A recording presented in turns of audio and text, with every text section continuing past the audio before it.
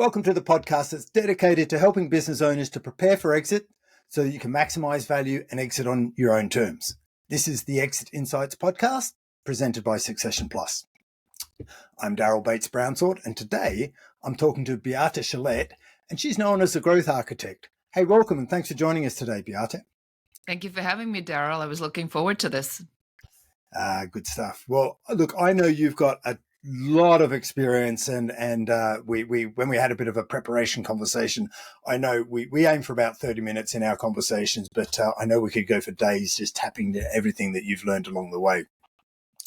So, Beate, I wonder if you can just set the scene for us. You've exited your business. I think you sold it, had a massive win, and I won't spoil that, but why don't you give us a little bit of background about your experience? And because what I really want to tap into is all of your learnings along the way, what you do different, all those things for the business owners that we're talking to and that are listening to this podcast that really are starting to think about it at the beginning of their journey now. And they're starting to think about, hey, look, I want to exit my business one day. How do I get it into tip-top shape?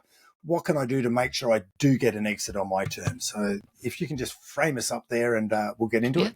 Yeah, happy to do that.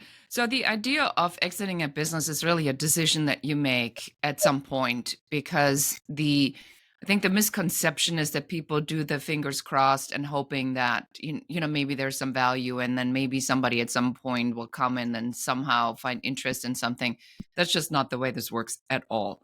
So when you set out to have your business acquired, have an event, a cash event, an exit, you need to set up your business completely different from the get-go, because you have to make a choice. If you want an exit and people to pay you good money, you're probably going to have to pay taxes because you're going to have to show a profit. So you cannot, for example, go and say, I'm going to hide all my profits and then believe that your valuation is going to be excellent. So that's a decision that you have to make. So that's really the first thing I want to say to your audience, Daryl, is that there is a series of micro and macro decisions that are made when you set up your business. It's the structure, it is the operational structure, it is making yourself obsolete as quickly as you can, setting it up in such a way that there is clearly defined divisions, portions, departments, or actions that have standard operational procedures that are handled by one specific person, so that it is clear when somebody wants to buy your business that they can see how it would be integrated immediately into their operations. So that's what we did. So we had a stock photography syndication, and we were specialized in architecture and interior photography. And as a side business, basically, which I had not thought about when I started it, were celebrity homes. When we went after the A-list in the market. The A-listers are just as difficult or as easy to go after as the B or the C. So you always go after A. When you have A, B, and C automatically comes. And we had then not recognized at the point that the A-list photographers would work with A-list architects, A-list interior designers, who of course actually did work with the A-list. Julian Moore, Francis Ford Coppola, Simon Baker, Seal. I mean, big names. And so suddenly we became all these home stories. So we looked at the business and we said, what are the different aspects of the revenue streams that we can create? So in order to have an exit, that's the other area you need to look at. Is like, how many vertical pieces can I put together that are clearly defined, so a potential buyer can go and say, I'm going to take this and put it over here. I'm going to take this and put this over there. So when the buyer came, which was the second largest stock image distribution in the world, owned by no other than Bill Gates himself, they looked at these. At that time, we had three very distinct collections, how we called them.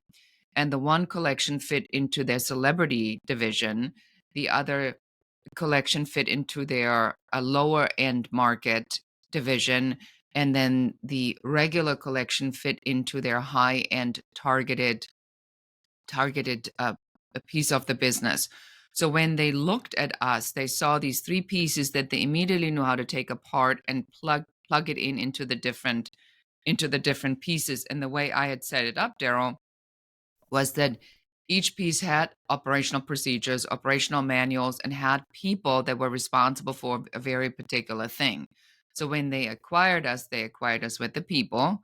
Then they, of course, learned everything. They laid everybody off after a particular period of time. Unfortunately, because that 6 months after I sold, the entire industry imploded, but my exit was timed well. And that's really what I would say from the get go. Make sure your business model is clean. Make sure you're clear what you're trying to sell. Make sure that these things are absolutely spectacularly outlined and defined. And then make sure you run it so it looks like you actually run it a profitable business. Yeah. So a couple of things. There's a few things I heard there. So one of them was have a clear product strategy. Know exactly what you're selling, and what I heard is almost modular and planned and structured. So I had a lot of deliberate actions on how you did certain things, like all of your operations, systemized, structured.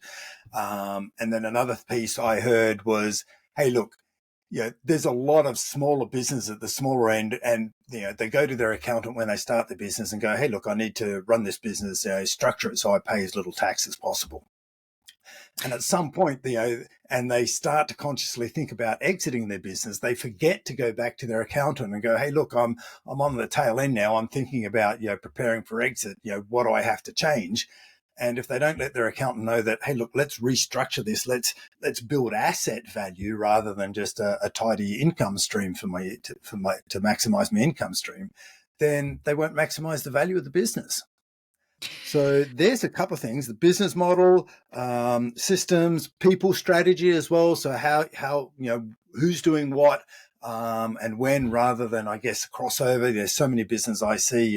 It grows on well, we've got Beate doing this, we've got Daryl doing this, we've got John doing that, and it's a business all about who's doing what. And we need to structure the business and go, instead of who's doing what, let's talk about what needs to happen first, and then assign it to someone. So that way we can identify that everything needs to happen and nothing slips through the net. And it sounds like you are all over that. Yes, Structured. I think yes. The what you're describing is the deliberate structure to Yeah. say, and it's almost like you have to take yourself out of your business and look at it from the outside and say, what will make this attractive to somebody? Why would Yep. somebody want this? What is it about this where someone will say, I need this? Because you can't hope that somebody's just going to see the value in you and magically show up. There's websites out there where you can put your business for sale. I was actually spending on Friday some time on this, and I looked at some of these businesses, and it was interesting to me. Like there was one business was a cafe, and the owner, and it was in a division where there were a lot of businesses, and the owner was only selling it for, I think $30,000. But the owner went, in the description and said, well, I developed all the recipes, so I'll teach you all the recipes. And I'm thinking to myself, see, this is the biggest mistake on why his valuation is so low, because he actually believes that somebody's coming in and wants to take over what he has created. That is Yeah. typically not what happens. Somebody wants to buy it because they see the potential that it has. And then they want to take what you have done and build on it.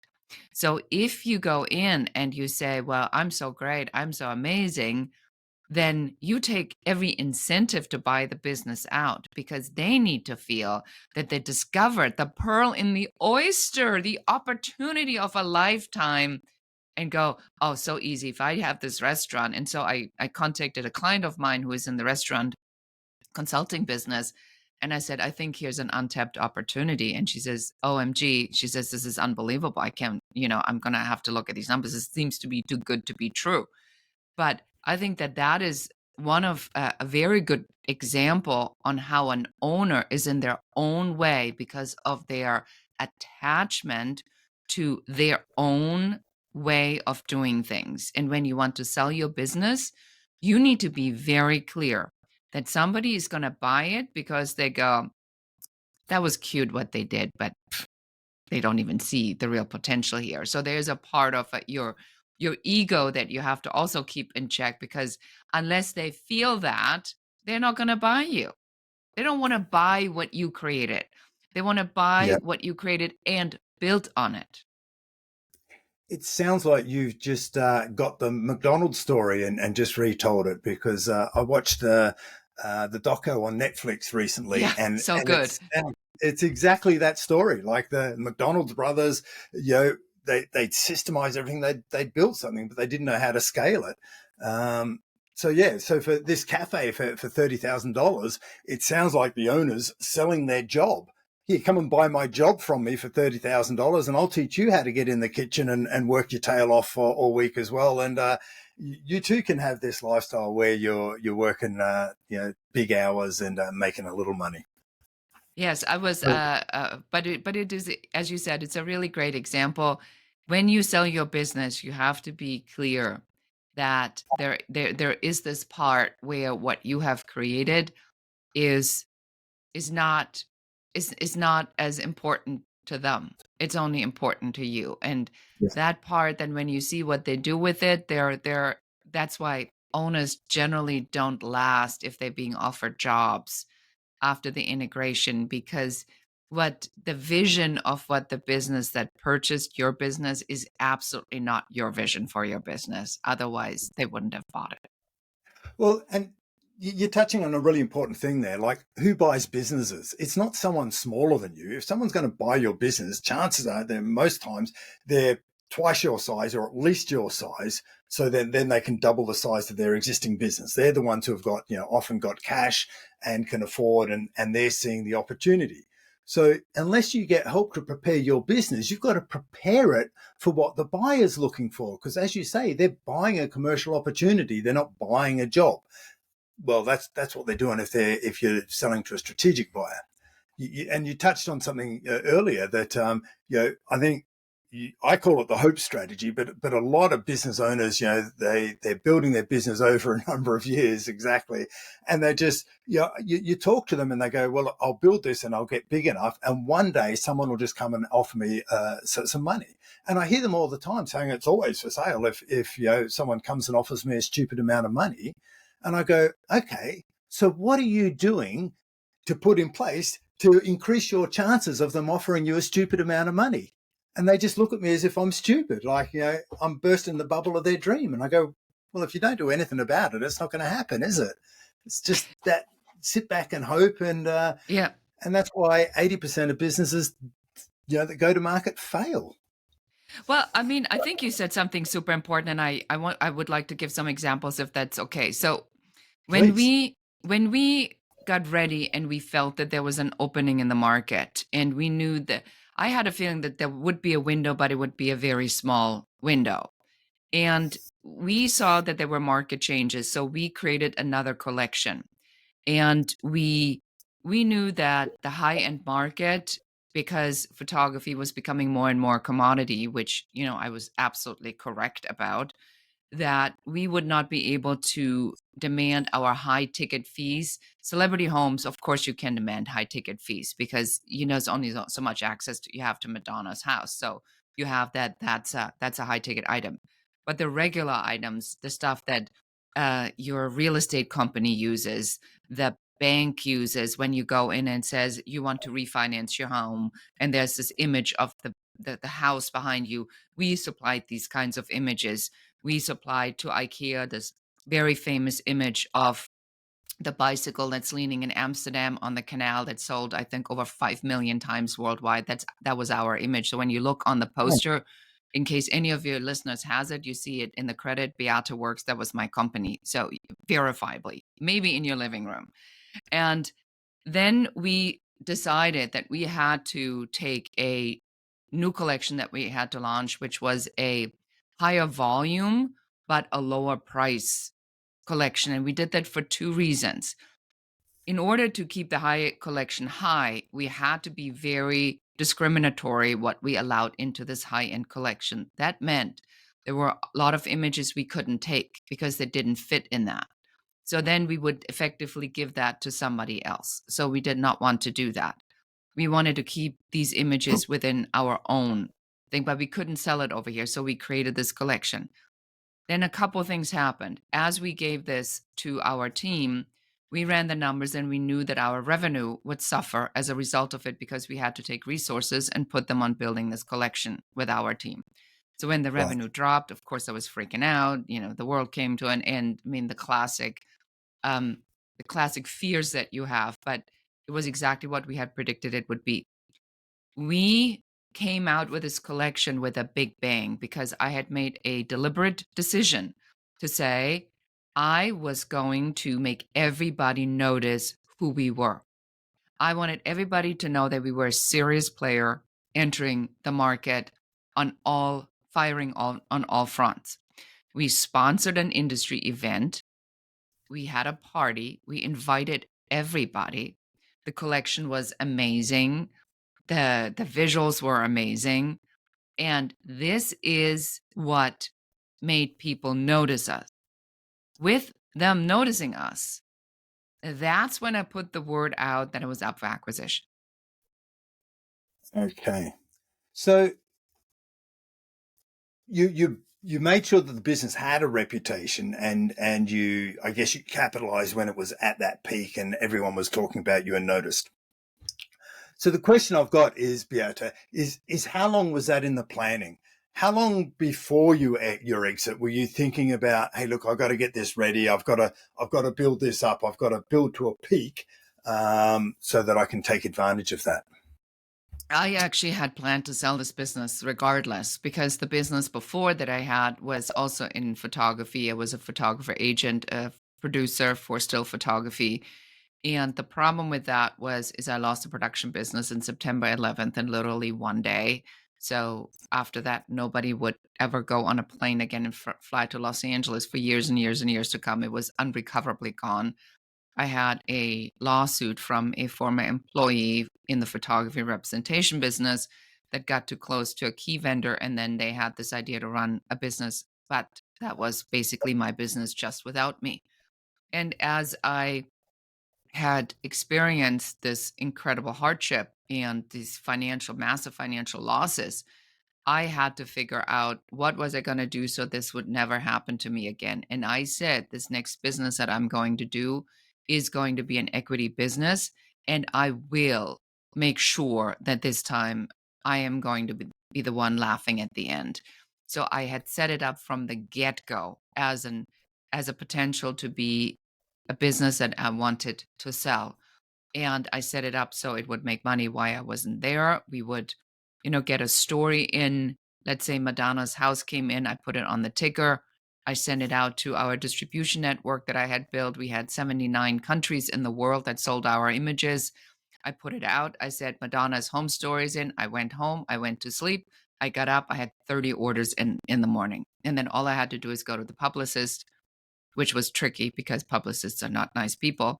And then get approved what we could get approved.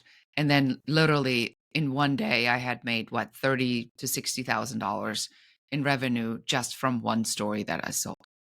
Okay, so that's an interesting view. You had a previous business where it basically evaporated from under you because people not behaving as we'd always like them to. Conscious mindset that that's not going to happen to me again. Next time around, I'm going to build, and I like your word, I'm going to build an equity business. So something I'm creating value from nothing effectively. What were some of the things that were going through your mind? What were some of the things, Beate, that you thought, this is what I will do differently? Was there a list of things, or how were you going, this time I will create equity where there was none before? Yes, that's actually a good question. I don't think anybody ever asked me that. Like, what was your mindset? Was it, I'm trying to think, was it pure anger, or was it the desire that at the end of the day, the joke couldn't be on me? That really was one of my big thoughts is I had thought that in all of this, I was a single parent. I'm an immigrant from Germany living in Los Angeles. Had to, my ex-husband is just a disaster.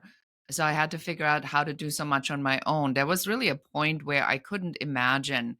That was one of my guiding thoughts. interestingly enough, that I said, at the end of the day, the joke cannot be on me. I mean, it just wasn't feasible for me. I couldn't fathom the thought that at the end of all of this, it would be, nah, nah, nah, nah, nah, nah. I mean, I just couldn't imagine that. And so I just kept going and going and going and going. And so the mindset is, and this really goes, and I know you talk about this a lot, Daryl, is the conscious mindset, is people don't understand that you have to make an actual decision. The decision is, I am going to be $1 million business. I am building a business that I am selling. It is not like well, let's see how it goes. And then, hopefully we'll end up around 1 million. And then let's see, maybe somebody's going to come and buy the business. That's not a decision. That's a hope strategy. The difference is in mindset. And that's why any of your listeners who's ever listened to any mindset stuff will know that everybody tells you the same. It has to be an image that is clear in your mind, because without that, you do not know where you're going.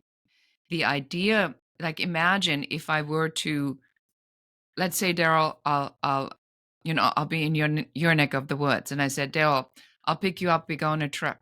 What's the first thing you're going to say to me? What time? Where? I'd be looking for the details if I'm understanding your question.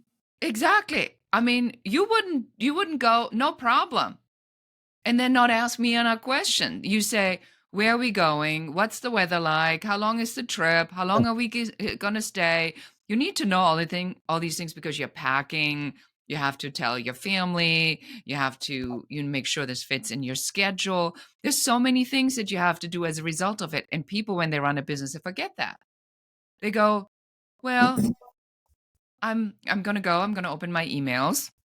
And then I'm going to see what has happened in the business, and I'm going to respond to that. And that's my business strategy. That's not a strategy. Well, you're reminding me of I've worked with business owners myself a number of years, and the amount of entrepreneurs that don't have business plans is just frightening. And if you ask about their business plan, their strategy, I go, look, can you share it with me? And they go, look, I've got a plan. And I go, great, well, share it with me. And they go, well, it's in my head. It's not written down. And I go, okay, so what's your plan? Well, we're going to grow the business. How? Oh, I haven't got that far. I'm like, well, of course you haven't got that far, because you haven't written it down. You're just doing more of the same year in, year out, and hope that everything turns out okay. And the best focused entrepreneurs that I've met are the ones that do have a mindset. They're stubborn. They do have a vision. They've got a degree of optimism about them. When someone says they can't do this, and they're kind of gone, well, yeah, hold my beer type of thing. I'm going to go and do it and make Exactly. it happen. Who are you to tell me what I can and cannot do?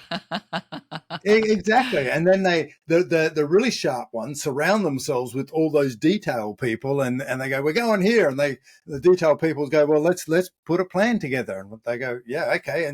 And they're cleaning up the mess behind them, because they're just blazing trails. But they've got a vision of where they're going, and they're figuring out how they're going to get to along the way, but they know where they're going, and they've got that drive and that ambition, and they just don't hear no. So you had this mindset. It was a bit of, hey, I've got to learn from my past, right? So I'm not going to let that happen again. And the joke won't be on me. Yep, I've learned my lesson. I don't want to do that again. So, Beate, were there some conscious choices around what you were deliberately doing different about the way you ran the business? Did you say, well, I need a product strategy. So what is a product strategy compared to what I was doing before? We're all familiar with systems and operations, but we need to get to a certain size before, and a number of people in our business before we have to systemize it. But, running the business, what were you doing differently? A lot about it was that I recognized that I needed to think about that there are people like me should run the business. So it's a strategy that I see a lot that business owners do, mini me cloning. So Yeah. mini me cloning means you think you're so good at so many different things and you're capable of doing, the website stuff, and you're good enough to write your blog posts, and then you do your videos and you make your sales calls, and you go like, well, if I only had 10 people just like me, this thing would be amazing. And that is ridiculous, because the whole point is that you are going to have to learn at some point what you're good at, and then let other people who are better take over certain parts. In the Yeah. beginning, I was scanning photos myself. I was entering all the data myself. And in the end, I had, outsourced all of this to India. That was before we had all these opportunities to scan, or everything was digital. So it was just that when everything went digital. And so we would ship stuff to India to be drum scanned. So I looked very quickly what had shifted. I had looked very quickly to say it is better to build this up the right way so that there's a process in place that doesn't involve me as much.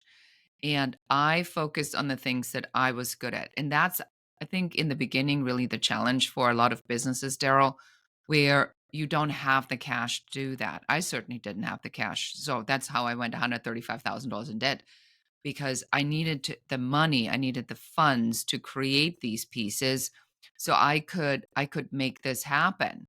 And that was a very, very, very stressful time.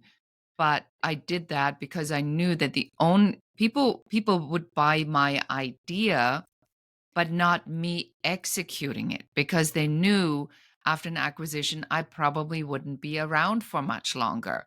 So they needed Yeah. to have people that had a job, that they could pay money, to stay with the company to help them integrate this.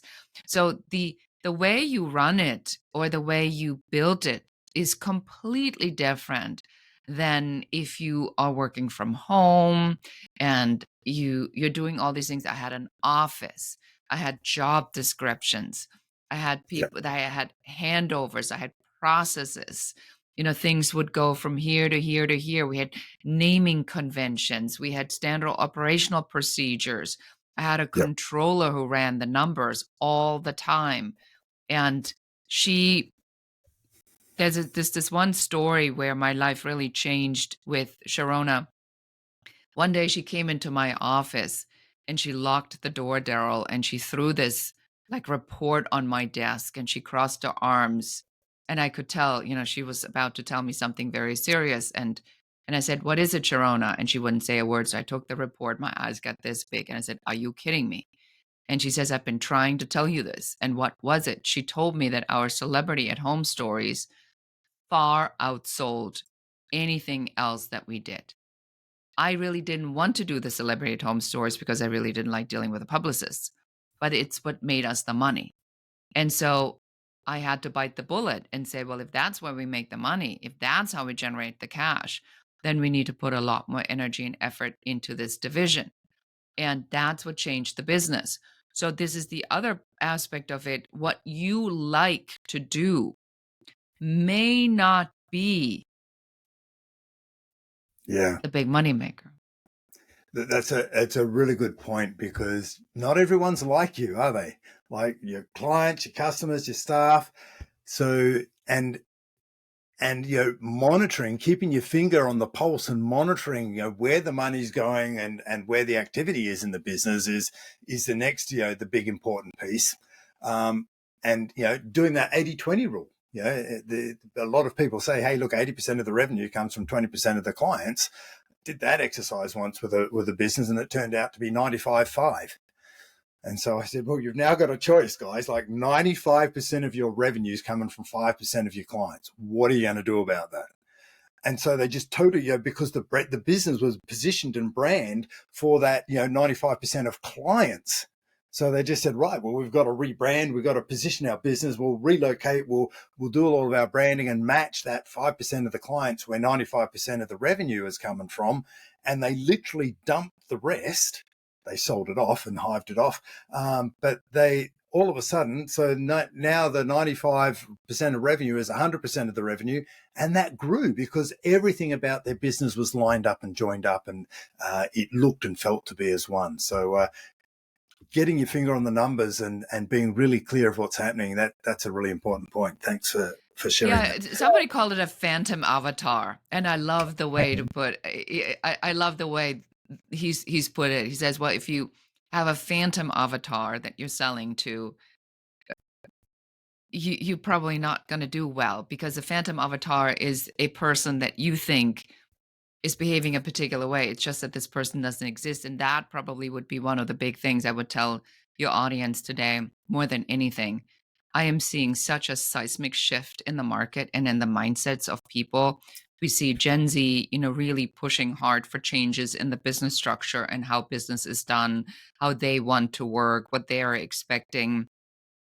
That if you have not done this exercise now, we call this the airtight avatar, and looked into what is actually going on in the head of your buyer, and are you even still targeting to the right buyer, then you're missing probably a lot of revenue. Because right now in this market, with all these whiplash changes of this way, no, that way, you're laid off, just kidding, you're hired, just kidding. People want to stick it to the man. The trust factor and safety factor toward corporations and employers is at an all-time low. They all want to go do their thing on their own. They want to be appreciated, heard, and seen. If you're not making changes to your business to adjust on how you sell, to cater to this changing mindset, you're really missing out massive opportunities in the market. And that is a high probability you're doing a phantom avatar. I hired, and just to make this really real, so I hired someone that I wanted to be my appointment setter. And we found out that our lead generation really wasn't doing what we thought it would do, because when you hire someone and they really look under the hood, you have exposure to what's really going on.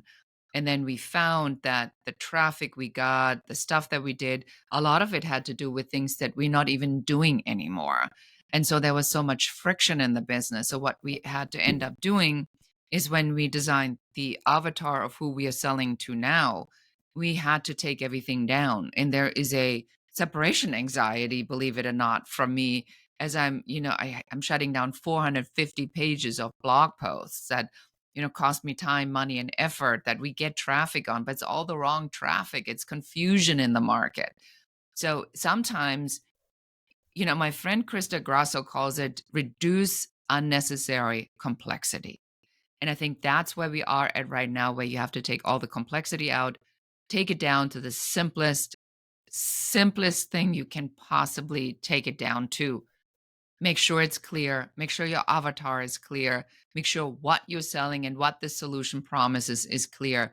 Everybody needs to be doing this right now. Yeah. And getting really tight on what that clarity is what I'm hearing as well, because a lot of people think, well, I'll do everything for everyone. I've got the skills. I can look after everyone. And when you're trying to, sell to everyone, your message isn't clear. Like, people go, what is it exactly you do? Who is it you're good for? Whereas what I'm hearing from you is get your message really tight and sharp, to fit your avatar, and that'll bring the success as well. Well, you mentioned something that I think that there is a way to circumvent that. So that's really our specialty. That's what we do when we work with business owners that have multiple things that they do that seemingly feel disjointed. Now, there Right. is a way to do that. We call this a signature growth system, where we take all the different things and we build the umbrella over it. So we are the business growth architects. So it's the growth architect. Under growth architecture, we deal with this, actually building the systems, the strategy, and building your authority, because these three things are required for growth architecture.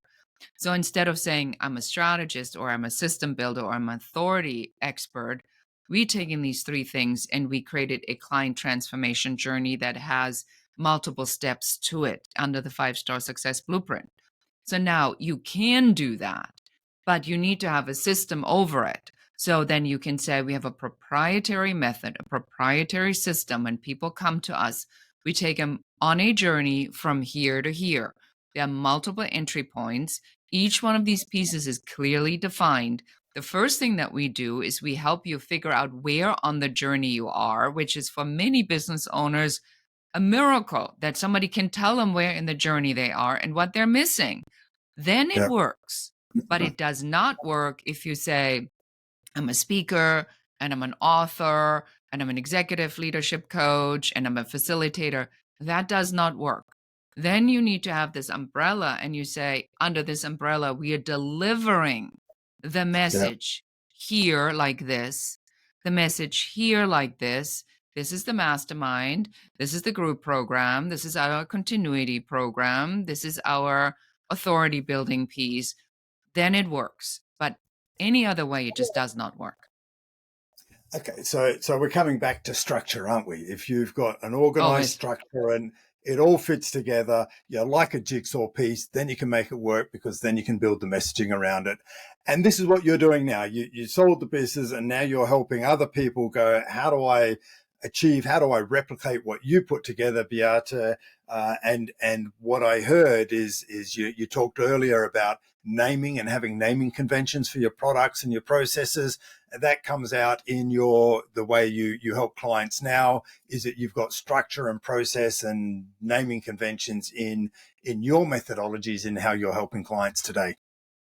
Yes. So I work as a business strategist, as the growth architect. I work with a lot of visionaries, thought leaders that want to grow their authority and scale their impact. And we are purposely impact driven because we measure our impact by how much impact we make other people make. And these processes, and just to demonstrate on how a proper method works. So we've done this for giants like Amazon, where we facilitated bringing people together and taking all these thousands of ideas that were in a particular division and help them organize it and come up with a 3-year plan. So it works Wow. here. We've taken small businesses and we've set up growth strategies for them, helping them launch, helping them, take all these pieces and organizing them. So when you have a clearly defined method, the method is applicable to different types of businesses. So that really works. And so my my greatest joy really is when, we built this system for a digital marketer, and his name is Emmanuel Elie. And then he says, well, what should I call my system? What should I call my system? I said, well, your name is Elie. That already sounds like a really cool thing. Like, I want to ask, what's an Elie system? I mean, it happens to be his last name. He's generated over, I think, 25 million for his clients in 3 years by just being able to take this system and explain to clients in the digital marketing space, when you come to us, step 1, 2, 3, 4, 5. And, and the success speaks for itself. So that's what I do. I help people to figure out what are the pieces, assemble the pieces, create the product and services that go behind that piece. And we do this in 8 weeks. Yeah. So people are buying the system, they're buying the process rather than buying your time, which is how you build equity.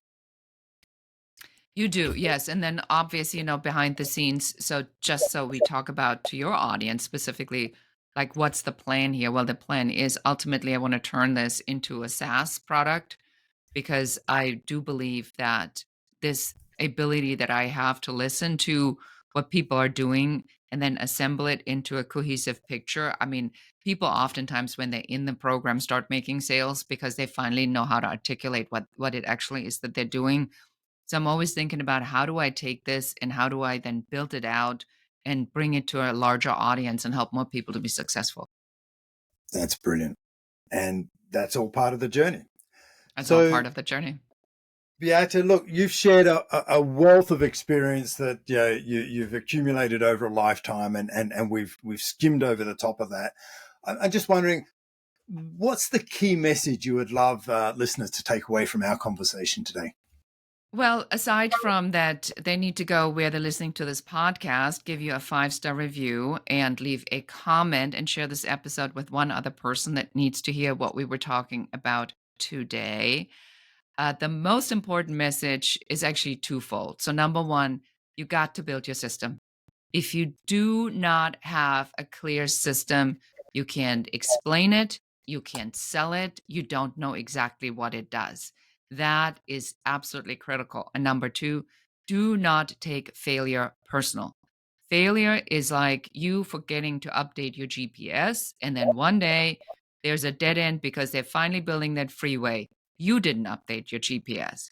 Are you getting out of the car? Are you throwing yourself on the ground? Are you throwing a temper tantrum? Are you going to say things like, "I'll never drive again. I'm the stupidest driver in the whole world. That's it. I'm done with it. I'm going to sell my car.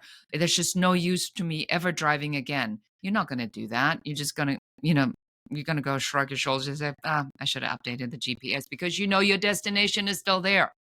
So you wave at the Exactly. guy, you take another way. So when you hit that failure or the perceived failure, I want you to always envision from here on out, man or woman in a hard hat with a neon vest and that stripe, the reflective stripe, with a big stop sign, just reminding you this is not the way to go. And then you wave. Just wave. Keep on driving. Beautiful. I love that. Beate, thanks for sharing your insights with us today. I think that's an excellent message that you've shared. Thank you. Thank you so much for having me, Daryl.